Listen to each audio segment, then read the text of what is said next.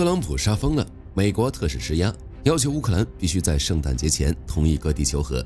俄罗斯坚持不退让，普京想要空手套白狼，在协议里占领顿巴斯地区，背后藏着的是更大的野心。欧洲那边也态度坚决，反对乌克兰割地，各国持续加大对乌支持，要将冻结的俄罗斯资产援助给乌克兰。对于乌克兰来说，割地不等于和平，泽连斯基绝对不会同意。那么普京为什么咬死顿巴斯地区？和谈又会如何发展？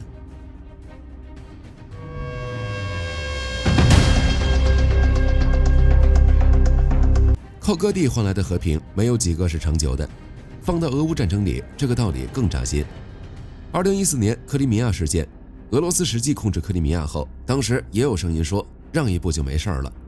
可结果是顿巴斯的战火紧接着就烧了起来。2022年全面冲突爆发前，乌克兰在东部已经丢了不少土地，换来的不是停火，是俄军更大规模的进攻。火力军觉得要把领土割让出去，等于是自废武功，底线崩塌。一旦开了这个口子，就等于向敌方释放了一个极其危险的信号。只要我打得够狠，耗得够久，你就会妥协，盟友也会抛弃你。这种协议对前线士兵的打击是毁灭性的。那些在战壕里守了3年，死了无数战友的士兵，突然听到广播里说脚下这块地送给对面了，这仗以后还怎么打？乌克兰军队内部的士气瞬间就会瓦解。更重要的是，这种和平协议即使签了，也无法保证和平。俄罗斯死磕顿巴斯地区的目的，只是为了给自己一个喘息的机会，一个让他们消化占领区、补充兵员、生产弹药的绝佳的中场休息时间。等到他们休整完毕，普京想要的就不止顿巴斯了。可能有人会觉得，俄罗斯领土面积那么大，为什么非要死磕顿巴斯地区？火力军只能说，这是一场赤裸裸的资源掠夺和地缘博弈。顿巴斯地区的战略位置非常重要，这几块地直接掐着俄罗斯的命脉。首先在地图上，东欧平原一马平川，当年拿破仑、小胡子都是顺着这条路杀进来的。如果不把乌东攥在手里，北约的导弹就直接架在了莫斯科门口，没有任何战略缓冲。这对于俄罗斯来说，就是把刀架在了脖子上。除此之外，俄罗斯在黑海问题上寸步不让，真不是为了几片海滩，而是因为这是俄罗斯的命门。黑海舰队不是在家里看门的，它是俄罗斯向地中海、中东叙利亚甚至北非投射力量的跳板。没了黑海，俄罗斯的拳头就够不着这些地方，直接从全球大国退化成区域玩家。这里也是俄罗斯能源贸易的大动脉，粮食出口的咽喉，更是维系欧亚大国地位的经济底座。一旦被封锁，俄罗斯的经济就得窒息。所以黑海不仅仅是一片水域，它是俄罗斯的军事前线、经济动脉，更是普京重塑大国梦的核心基石。丢了黑海，俄罗斯就真的没戏了。并且如果乌克兰加入了北约，俄军舰队直接就成了瓮中之鳖，能源出口通道也会被彻底掐死。所以克里米亚和赫尔松是俄罗斯的生命线，哪怕拼到最后一个人，他们也不会松口。这也就解释了为什么普京对割地求和这么感兴趣。嘴上说着尊重主权，实际上这就是赤裸裸的利益交换。俄罗斯非要这块地，实际上就是为了生存空间和经济提升，更是为了在未来几十年里彻底锁死乌克兰的发展上限。所以俄罗斯才会不惜一切代价，拿数十万人命去填，也要把这块地给啃下来。面对特朗普抛出的割地协议，俄罗斯的反应特别耐人寻味。表面上喊着愿意谈判，暗地里却在占领区增兵修工事，一副谈得成最好，谈不成接着打的架势。其实俄罗斯的算盘打得比谁都精，他们想借这份协议达到2个目的。第一个就是固化战略成果。现在俄罗斯虽然控制了东部4州和克里米亚，但国际社会大多不承认，乌克兰也一直在反攻。要是能让泽连斯基在协议上签字，承认这些土地归俄罗斯，那就等于合法化了自己的侵略行为。以后乌克兰再想收复，就成了侵犯俄罗斯领土，俄罗斯就能名正言顺地保家卫国。第二是分裂美欧阵营。特朗普的施压本身就是美欧矛盾的体现，欧盟一直强调支持乌克兰主权完整，德国、法国都明确说过不接受领土让步。如果美国强行推动协议，欧盟要么跟着妥协，要么就会和美国闹掰，双方之间的裂痕越来越大。不管哪种结果，美欧对乌克兰的援助都会打折扣，俄罗斯就能坐收渔利。普京自己也知道和谈无法在短时间内达成，所以现在的策略是以谈促打，一边和美国接触，一边在战场上加大攻势，想用战场上的优势逼迫乌克兰在谈判桌上让步。最近俄军在哈尔科夫、扎波罗热的进攻突然猛烈起来，就是想抢在圣诞节前拿到更多筹码。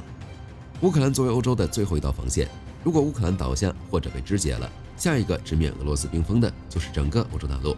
现在的欧盟态度是前所未有的坚决，再次追加了大笔资金支持。